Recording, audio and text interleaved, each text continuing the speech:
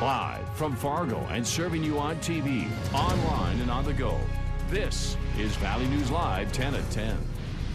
Watch TV and you see people have their house burned, or you hear these stories, and it never happens at home, and then all of a sudden it does. So.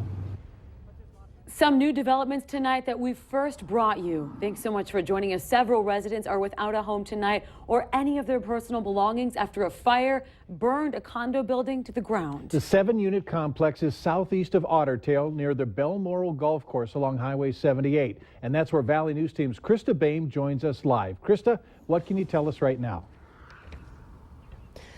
Mike, Steph, there are actually just a couple cars here from the sheriff's department, and that's all that's left. Now, we were able to get closer earlier today, but they have since sent us back a ways, and they tell us that's because this is being treated as an active crime scene and investigation. Now, crews first arrived around 4:30 this afternoon, or they got the call around 4:30, and they arrived to this apartment completely engulfed in flames. Now, firefighters were out here just up until a few minutes ago, and they just left. And we do know that residents here, they are safe, and no one was injured, and everyone got out safely. A resident that I spoke with said it took crews about a half hour to arrive, and he said he could not believe the smoke that he was seeing and didn't realize how serious it was until he turned the corner and saw multiple condos in flames, and he ran as soon as he could to save as much as he could from his apartment. Sure, my wife was out because she just had her foot fused, so she can't walk. We had to carry her out. And then they were screaming at me, but I did go back into the condo, and I took some very important things out. And then I said, if it goes, it goes.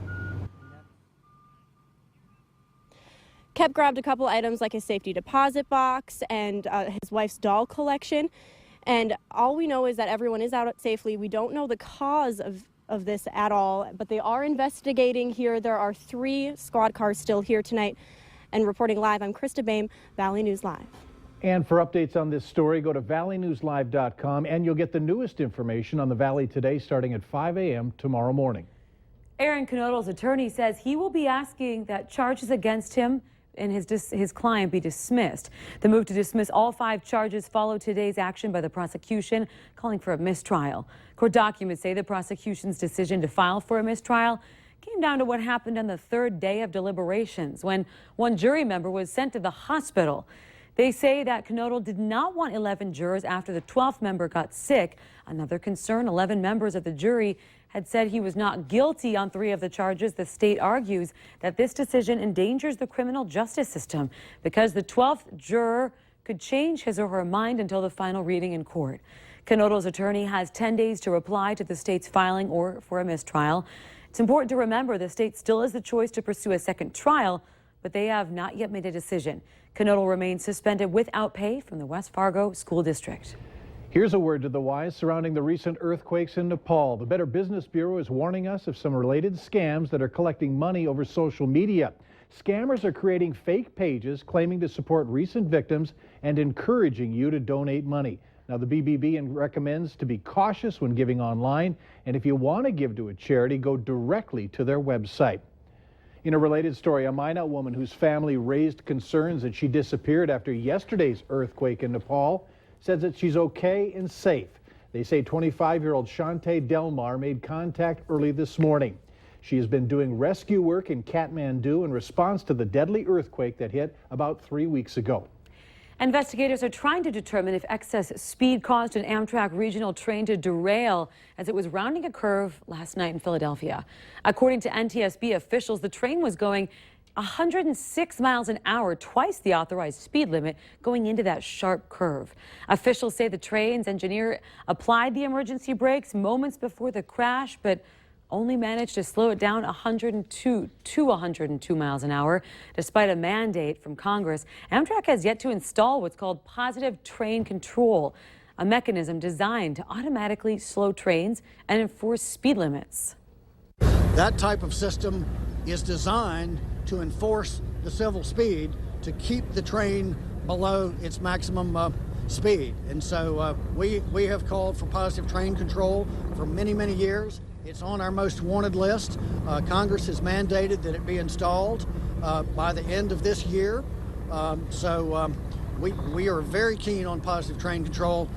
Based on what we know right now, we feel that had such a system been installed in this section of track, this accident would not have occurred. Now, there are 7 confirmed deaths in this accident, and 200 have been treated for their injuries. A new state order in North Dakota aims to make oil less volatile, which could have made a difference in Heimdall, North Dakota last week. That's where a train carrying Hess Corporation oil derailed and caught fire. Since April 1st, companies have been required to specially condition oil by heating it to a certain degree and pressure to remove gases that are produced along with oil. There were no events that are called BLEVs. That's another engineering term. It's called a boiling liquid explosive vapor event, a BLEVE. There were a lot of those in Castleton and none in Heimdall. So we think it had an impact. We're still waiting for information on the performance of the rail cars. Before the Heimdall derailment, the federal government released rules that would phase out some rail cars that transport hazardous materials. The cars involved in the Heimdall incident were unjacketed. That's a car without extra protection. Those are included in the phase out. A tough blow to those supporting the FM flood diversion. A federal judge ruled today all construction on the Oxbow-Hickson-Baki ring dike must be stopped until Minnesota's environmental impact study is finished. The judge says it's illegal for construction to begin without the study. The study is supposed to be done by this summer. So far, the project was 1/4 completed. Diversion Authority Chairman Daryl Vanyo says they're taking steps to bring flood protection to the area and disagrees with those who say they're not following the process. I'll guarantee you the people whose lives are in jeopardy and who need, maybe some people need to sell a home. They can't sell a home if there's no commitment. Let's follow this process. We're not going to just let might be right, and we're not going to let them steamroll just because they have the dollars. Opponents like Nathan Burseth there say that they want to see the Diversion Authority slow down and stop wasting tax dollars. It's a bug one Fargo mother can't shake, costing her roughly $600 to rid her daughter of head lice. This mother had heard of other kids complaining about lice in the classroom, and Valley News Team's Christina Craig spoke to the family, who says if this is in fact where the child keeps picking up the bug, they want to see more preventative efforts taken. We went through and we looked at her hair and we noticed that she had bugs and eggs. A creepy, crawly disaster is hitting home for this Fargo family. Jamie White says the problem started around the holiday season. Since then, her daughters had it 6 times. It's a little weird for one of my children to get it, yet nobody else in the household has gotten it. After shelling out up to $600, dry cleaning all bedding, vacuuming, spraying, and bug bombing the house, White is fed up. We did everything you can think of. We've washed numerous loads of laundry. You cannot even possibly imagine, in a household of 5, how much laundry you have to do all at once. White says she'd heard of other kids at Jefferson Elementary with mites. We reached out to the Fargo School District, who wouldn't comment on this specific case, but say they have a knit-free policy.